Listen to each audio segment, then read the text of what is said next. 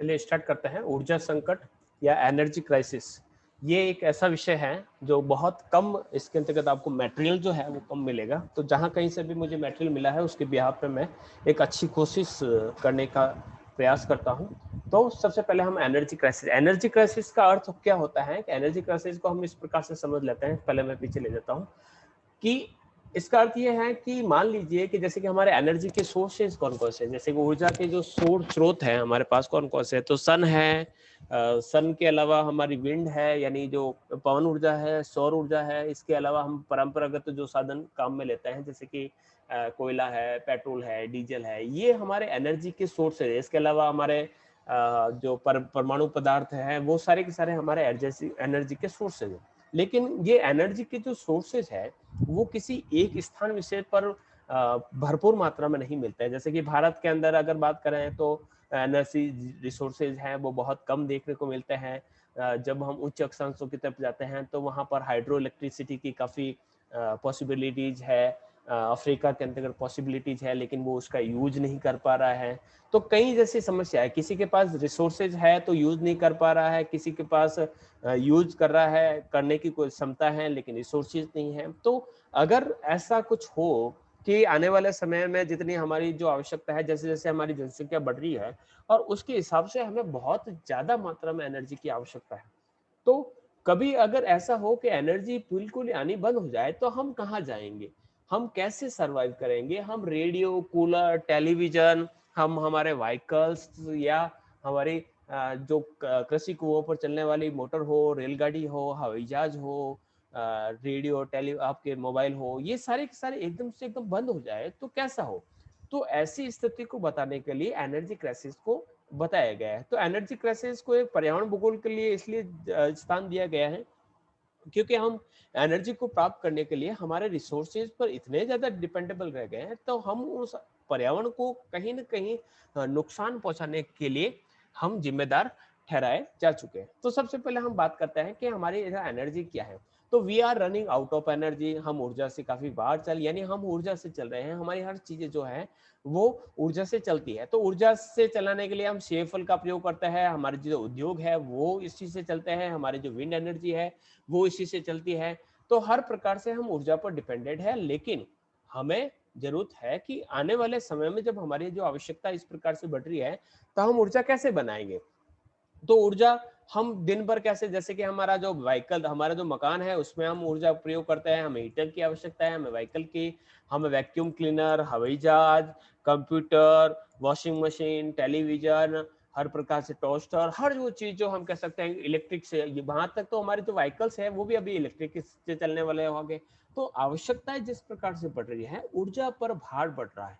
और ये जो ऊर्जा का जो भार है वह एक ऊर्जा संकट के रूप में देखने को मिलता है। जैसे कि गर्मियों के दिनों में अक्सर देखा जाता है कि शटडाउन होता है, विद्युत की कटौती होती है। कटौती क्यों होती है कि हमारे पास जो मांग है उससे, यानी जो डिमांड है उस डिमांड की तुलना में सप्लाई नहीं हो पा रही है, इसलिए हमें इस प्रकार की समस्या देखने को मिलता है। हमारी ऊर्जा का अधिकांश भाग का अगर बात करें कि हमारी जो ऊर्जा है वो हमें कहाँ से प्राप्त होती है, तो अधिकांश जो ऊर्जा है हमें कोयला, गैस या तेल के रूप में प्राप्त होता है। हम कोयले को जलाकर या पेट्रोलियम गैस जिसे एलपीजी कहा जा करता है, सीएनजी, पेट्रोल, डीजल, केरोसिन, इन सभी के रूप से हम ऊर्जा को प्राप्त करते हैं। ये ऊर्जा के हमारे प्राइमरी सोर्स है।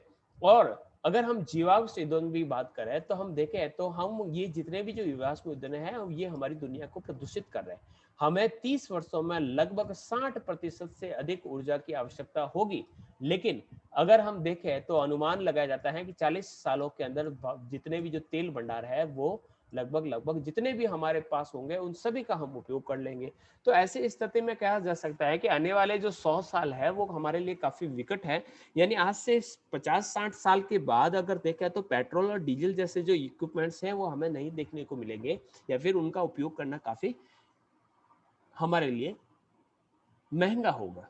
तो अगर हम कल्पना कर रहे हैं कि अगर हम कोई देश चला रहे हैं तो हमें किस प्रकार की ऊर्जा का प्रयोग करेंगे, तो जैसे कि हम बात करें कि ये इमेजिन किया गया है कि हम कौन सी विंड एनर्जी का यूज करेंगे या सी एनर्जी का यूज करेंगे या न्यूक्लियर एनर्जी का यूज करेंगे, सोलार या कोयले की ऊर्जा जो ऊर्जा है उसका प्रयोग करेंगे। तो ये विभिन्न जो ऊर्जा के जो स्रोत है उन पर देखने के बाद हम विचार कर सकते हैं कि हमारे पास जो सोर्सेज है वो बहुत सारे हैं, लेकिन हम जो उपयोग करते हैं वह इनमें से जो परंपरागत स्रोत है उसका सबसे ज्यादा उपयोग, यानी सबसे ज्यादा हम उपयोग किसका कर रहे हैं, हम कोयले को जलाकर बिजली बना रहे हैं। इसके अलावा विंड एनर्जी, सी एनर्जी, न्यूक्लियर एनर्जी का भी हम थोड़ा बहुत प्रयोग कर रहे हैं। सोलर की तरफ हम अब धीरे धीरे जा रहे हैं। विंड एनर्जी का हमारे यहाँ पर एस्टेब्लिश नहीं हो रखा है। तो इस प्रकार की जो समस्या हमें देखने को मिलती है। अगर हम बात करें कि भावी जीवन में हमारे लिए पास कौन कौन से सोर्सेज है, तो भावी सोर्सेज की बात करें तो हमारे पास तटवर्ती जो क्षेत्र होते हैं वहां पर हम इस प्रकार के विंड एनर्जी के प्लांट लगा सकते हैं जो कि नवीकरणीय है, यानी रिन्यूएबल है, इससे प्रदूषण भी नहीं होता है और एक अच्छी तकनीक के रूप में देखा जा सकता है। लेकिन कुछ डिसएडवांटेज भी है, जैसे कि कहीं पर बिजली हवा नहीं चल रही है तो आपका एनर्जी का उत्पादन ही होगा, एनर्जी का उत्पादन ही होगा, यानी हम पूरी तरफ से इस पर डिपेंडेंट रह गए तो क्या होगा कि एक दिन हवा ही नहीं चली, हवा नहीं चली तो बिजली हमें प्राप्त नहीं होगी। तो इस प्रकार की जो समस्या होती है वो हमें देखने को मिल सकती है। इसके अलावा हमारे पास सी पावर है, तो सी पावर का किस प्रकार से यूज किया जाता है, तो सी पावर का हम इस प्रकार से यूज किया जा सकता है। तो सी पावर के नीचे अगर देखें तो इस प्रकार के आप देखेंगे कि नीचे बड़े बड़े से टरबाइन घुमाए जाते हैं, जो सीक यानी जो लहरें चलती है उस लहरों से ये टरबाइन घूमते हैं और टरबाइन से इसे हमें यहाँ पर बिजली का उत्पादन होता है। ये भी नवीकरणीय है और प्रदूषण रहित है, जो कि हमारे कह सकते हैं कि आने वाले भविष्य को दिखा रही है। तो ये हमारे पास ऊर्जा के स्रोत है। इसके अलावा न्यूक्लियर एनर्जी है, यानी परमाणु ऊर्जा का भी हमारे पास एक ऊर्जा के स्वरूप के रूप में हम ऊर्जा इससे प्राप्त करते हैं। इसके अलावा जो सोलर एनर्जी है, तो सोलर एनर्जी से हम जैसे कि सन की जो रेडिएशन आती है उसकी सन रेडिएशन को हम ये फोटोवोल्टिक जो सेल होते हैं उसके माध्यम से उसको एनर्जी के अंतर्गत कन्वर्ट करते हैं। तो ये हमारे पास सोर्स है। इसके अलावा भी कुछ इस प्रकार से कोल है, गैस है, ऑयल है। एडवांटेज की बात करते हैं तो रिलेटिवली चीप है, काफी सस्ते हैं, produce but pricing and rising, यानी जो कोयले की रेट है काफी हाई होती जा रही है, पेट्रोल की डीजल की जो रेट है काफी हाई होते जा रहा है। तो इस प्रकार की जो पावर के जो ये परंपरागत स्रोत है हमसे काफी दूर होते जा रहे हैं। इसके अलावा ये एक नया कॉन्सेप्ट है जो भारत में शायद कभी काम में नहीं लिया जाता, ये कहलाता है सन tube. Sun tube reflect natural daylight down through the tube into a home or office. They are a great way to save energy. यानी हम घरों के ऊपर इस प्रकार के सन ट्यूब लगा सकते हैं। इस सन ट्यूब से, यानी इस पर जब सूर्य की रोशनी गिरती है तो इस रोशनी से बाहर अंदर की तरफ जो है इस प्रकार से अच्छी रोशनी हो जाती है और हमारे दिन के अंदर, हमारे घरों के अंदर जो हम बिजली जलाते हैं उससे हमें काफी हद तक इससे फायदा मिल सकता है। तो ये भी एक ऊर्जा का एक नया रूप जो है एनर्जी प्राप्त करने का हमारे सामने है। इसके अलावा नेचुरल लाइटिंग का अर्थ होता है कि south face of the house जो होता है extensively glaze to maximum solar radiation है, यानी हमारे घरों का जो कह सकते हैं कि जो फेस है वो सन की तरफ रखे, यानी जो सन लाइट जहां से आती है उस तरफ से रखें तो अधिकांश जो ऊर्जा है वो हमारे घर के अंदर प्रवेश कर सकती है। अगर हम ठंडे प्रदेशों में रहते हैं तो हमारे मकान काफी गर्म हो सकते हैं। तो इस प्रकार के प्रयास किए जा सकते हैं। तो इस प्रकार से ये पहली जो स्लाइड है उसके अंदर हमने डिस्कस किया। लेकिन ये जो स्रोत है, यानी कहने का अर्थ है कि हम जिस प्रकार से विकास कर रहे हैं हमें ऊर्जा की भूमिका बहुत महत्वपूर्ण नजर आ रही है। तो हमारे जितने भी जो प्राकृतिक परिवेश के अंतर्गत विभिन्न प्रकार के जो घटक पाए जाते हैं उनके बीच में हमें बैलेंस बनाकर रखना पड़ता है। जैसे जैसे हमने प्रगति की है तो हमने जो अपने लक्ष्य की प्राप्ति के लिए जितनी भी जो कह सकते हैं आविष्कार किए, प्राकृतिक संसाधनों का अंधाधुंध दोहन किया है, तो उससे क्या होगा, हमारा पर्यावरण जो है वो धीरे धीरे नष्ट होने लगा और उनमें कई प्रकार की हमारे सामने जो समस्या है उनमें से सबसे बड़ी जो समस्या है वो ऊर्जा संकट के रूप में देखी जाती है।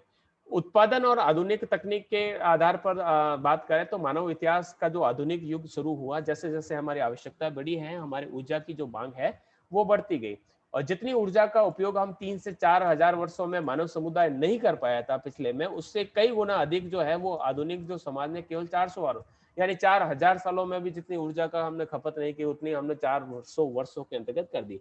तो ऐसे में क्या हुआ है कि जितने भी हमारे जो कम सीमित भंडार वाले जो स्रोत हैं, जैसे कोयला है तो उसके फिक्स भंडार है, तो उस पर या पेट्रोल डीजल है, तो उसके जो सोर्स है उस पर बहुत बड़ा दबाव बढ़ता जा रहा है। तो इस प्रकार से ऊर्जा संकट जो है वो हमारे सामने आ रहा है।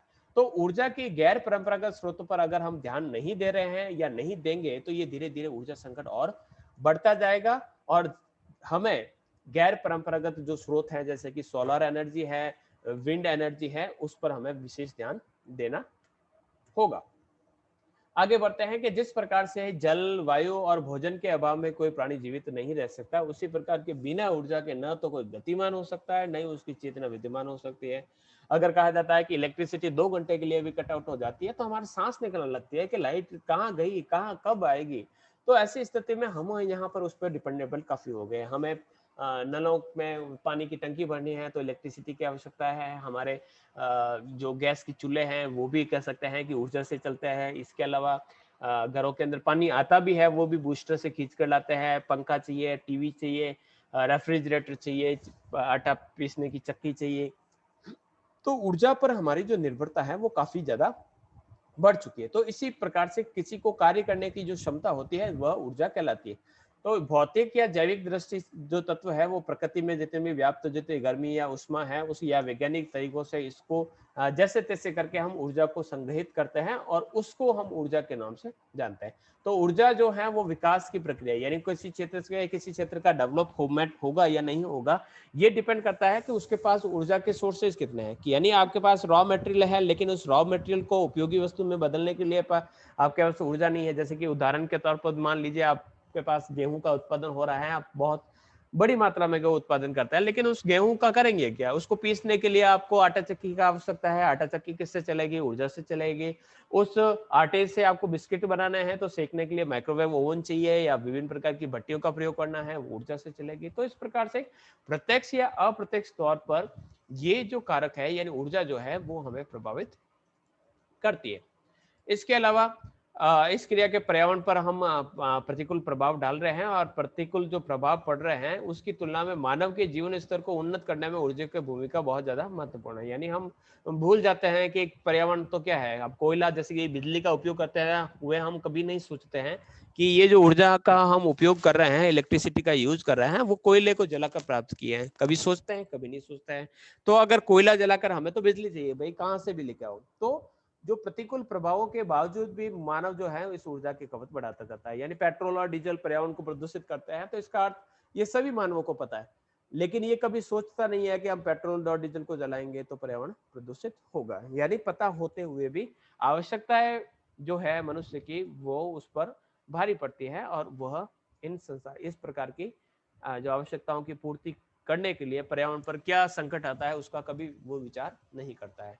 वर्तमान युग काफी तकनीक का युग है और जितनी भी जो वस्तुएं हैं वो सारी की सारी मशीनों से चलती है। लेकिन अगर बात करें मशीनी चलती कैसे है, तो हम देखेंगे कि हमें किसी न किसी प्रकार की ऊर्जा की आवश्यकता होती है और ये जो ऊर्जा होती है हमें प्रकृति के जितने संसाधन हैं उनसे प्राप्त होती है।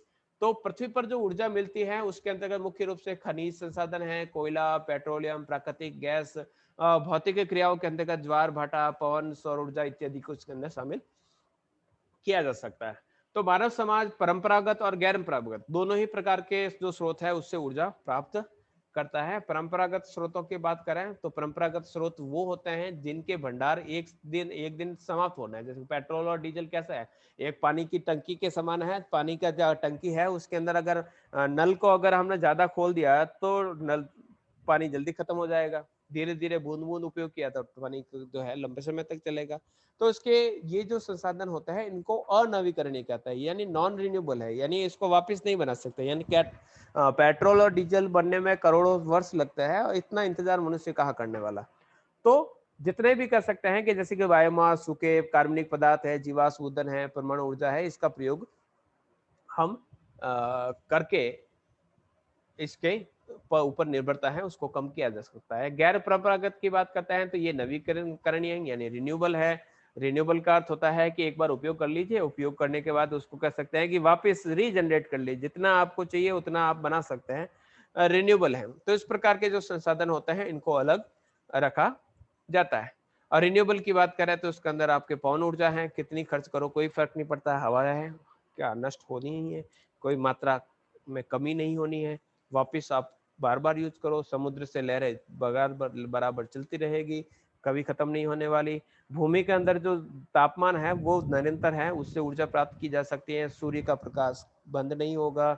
जो कचरा है उसको हम सड़ा गला कर उसमें से ऊर्जा निकाल सकते हैं। इसके अलावा हाइड्रोजन जो है वह भी उसके भंडार जो हैं वो खत्म होने वाले नहीं। तो ये गैर परंपरागत है जिस पर हम ध्यान देकर इस प्रकार के ऊर्जा संकट को दूर कर सकते हैं। भारत में ऊर्जा की स्थिति की बात करें तो भारत के पास जो है तापीय ऊर्जा यानी जो थर्मल एनर्जी है वह है, जो राष्ट्रीय ताप विद्युत निगम जो है इसका उपयोग निर्माण कर रहा है। इसके अलावा लिग्नाइट कोयले का जो उत्पादन है वो धीरे धीरे भारत में कमी और वृद्धि दोनों ही दिखाई देती है। भंडार की बात करते हैं तो 496 बिलियन टन है, लेकिन अच्छा किस्म का कोयला का अर्थ होता है कि जो धुआं कम दे, उष्मा अधिक दे, लंबे समय तक जले। तो इस प्रकार से के जो खनन है वो कोयला है वो भारत में ऑलरेडी कम है, और अगर है तो भी उस पर उसको बाहर निकालने की लागत अधिक रहती है।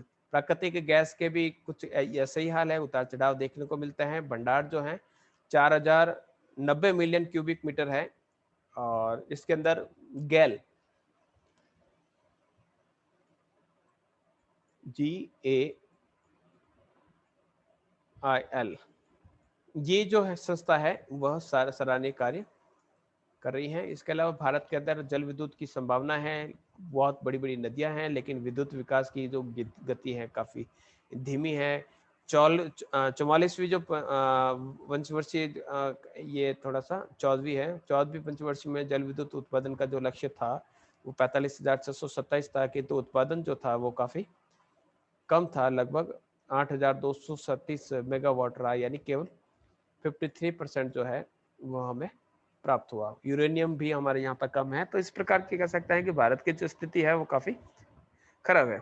जो वापस रिसाइकेबल जितने भी जो रिसोर्सेज हैं वह अपनी महत्वपूर्ण भूमिका निभा सकते हैं, और कहा जाता है कि 2032 तक हम इसका उत्पादन काफी बढ़ा देंगे। सौर ऊर्जा का जो मिशन है उसके माध्यम से भी हम 20,000 मेगावाट तक ऊर्जा उत्पादित करने का लक्ष्य रख रहे हैं। और ऊर्जा संकट जो है वह क्यों आ रहा है कि मांग की तुलना में हमारी जो ऊर्जा है वो हमें कम प्राप्त हो रही है। तो विश्व के जितने भी विकसित और विकासशील राष्ट्र हैं वहां पर तेज गति से औद्योगिकरण हो रहा है, जनसंख्या भी तेज गति से बढ़ रहा है, लोगों का जीवन स्तर काफी उच्चतम हो रहा है। उसको हर प्रकार की मशीनें चाहिए, पोछा लगाने की मशीनें, बर्तन धोने की मशीनें, कपड़े धोने की मशीनें, हर प्रकार की मशीनें, यहाँ तक कि जो टूथब्रश है वो भी हमें इलेक्ट्रिसिटी का चाहिए कि अपना घूमे। तो इस प्रकार से अधिकाधिक यह यंत्रों पर हमारी जो निर्भरता है उसके कारण हम अविवेकपूर्ण दोहन कर रहे हैं, और पारंपरिक जो ऊर्जा के जो स्रोत है कोयला, डीजल, जो खनिज तेल है उस पर भार बढ़ रहा है, और उसकी कीमतों में भी भारी वृद्धि हो रही है। तो पेट्रोल के भाव आज 100 से पार जा रहे हैं। तो यही कारण है कि जितनी मांग है उसका उत्पादन नहीं हो पा रहा है, उसके कारण ऊर्जा संकट की दोहरी मार हमें देखने को मिलती है। इसके अलावा जीवन के हर क्षेत्र में हम ऊर्जा की मांग देख रहे हैं। प्राचीन काल में अगर देखें तो मात्र 2000 के प्राचीन काल 2000 के CAFL ऊर्जा का उपयोग करता था, ये CAL है।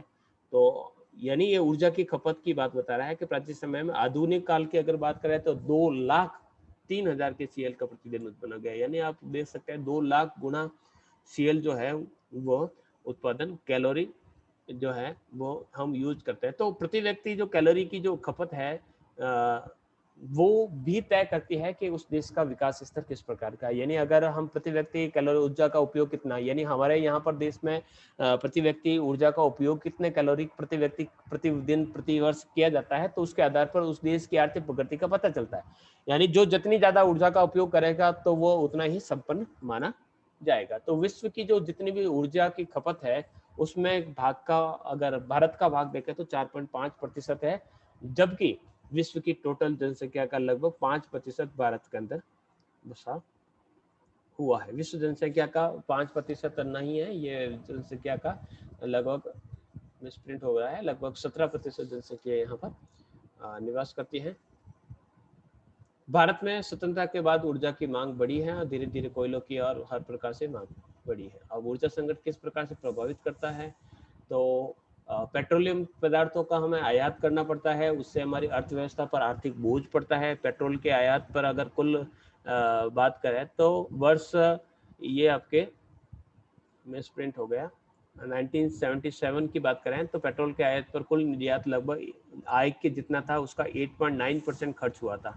7-8 की बात करें तो ये 34% हो गया। तो यहाँ पर देखिएगा कहाँ पर 9% है और कहाँ पर ये 34% है। तो इस पर हमारा जो खर्च है, यानी हम पेट्रोल और डीजल जो बाहरी देशों से मंगा रहे हैं, उसके लिए हमें काफ़ी विदेशी मुद्रा है वो खर्च करनी पड़ती है, और उसका जो परसेंटेज है हमारा आय का अधिकांश जो भाग होता है इन पर हम खर्च करते हैं। स्फीतिकारी प्रभाव का अर्थ हो गया कि खनिज तेल के मूल्यों में काफी वृद्धि हो रही है, उससे सभी क्षेत्रों में उत्पादन लागत बढ़ रही है, और इससे संपूर्ण जो अर्थव्यवस्था में लागत, यानी जितने भी कह सकते हैं कि जो कारखाने हैं, चाहे जितने भी ट्रांसपोर्टेशन की सुविधाएं हैं, सारी सारी ऊर्जा पर निर्भर है। और जैसे ही अगर तेल के भाव बढ़ते हैं तो उसका प्रत्यक्ष अप्रत्यक्ष प्रभाव सभी क्षेत्रों पर पड़ता है। ईंधन की आपूर्ति में काफी असंतुलन है। खनिज तेल की जो मूल्य की वृद्धि से अन्य प्रकार के जो ईंधन है उसके मूल्य हैं वो बढ़ चुके हैं, इसलिए ईंधन की आपूर्ति में काफी असंतुलन उत्पन्न हो जाता है। कई बार ऐसा होता है कि तेल की कुओं में आग लग गई, या वहाँ के जो कार्मिक है उसने हड़ताल कर दी, या फिर किसी देश के साथ उसके राजनीतिक संबंध जो है खराब हो चुके हैं। तो ऐसी स्थिति में काफी उसका जो ईंधन की आपूर्ति है उसमें प्रभाव देखने को मिलता है। लकड़ी का उपयोग हम ज्यादा से ज्यादा कर रहे हैं, इससे वन विनाश भी हो रहा है, पर्यावरण का असंतुलन भी दिन दिन बढ़ रहा है। ऊर्जा की पूर्ति के लिए हम आणविक खनिजों का उपयोग और काफी हमारे लिए खतरनाक हो सकता है, क्योंकि जापान की एक घटना जो था वहां पर परमाणु रिएक्टर जो है वो पूरा रिसाव हो चुका था। तो इस प्रकार की जो समस्या देखने को मिलती है। तो विश्व में यूएसए विश्व की लगभग 1/3 ऊर्जा की खपत होती है, यानी विश्व में जितनी भी जो ऊर्जा जाती है उसके 50%, 25% तो अकेला यूएसए यूज कर लेता है।